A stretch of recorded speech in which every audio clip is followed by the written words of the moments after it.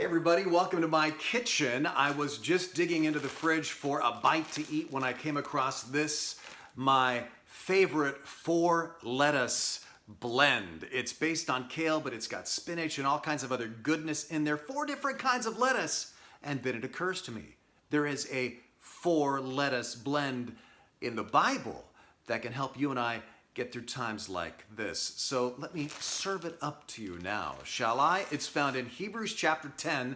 There are 4 verses in a row where the writer to the Hebrews says, let us. See what I did there? A 4-lettuce blend. Well, I want to read these verses to you and then explain why I think they can help us deal with the anxiety and the worry and the hopelessness and the helplessness that we're all feeling right now to some degree. I mean, that's understandable because these are uncertain times. But this is going to go on for a little bit, and nobody wants to feel like this all the time. So is there a way to get through this and yet feel the peace of God?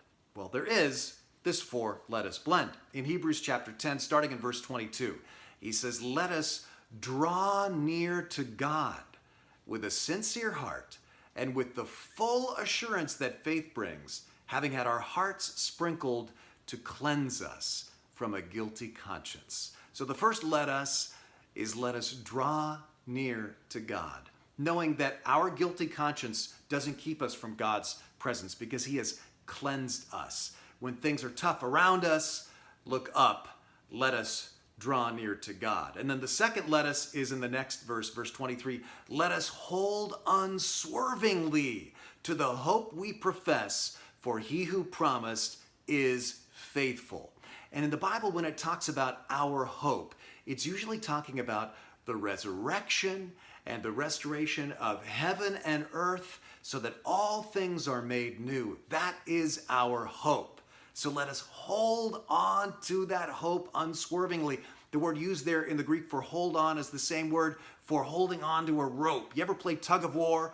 And the team that holds onto the rope most tightly wins. It's that kind of clinging on to a rope and not letting go.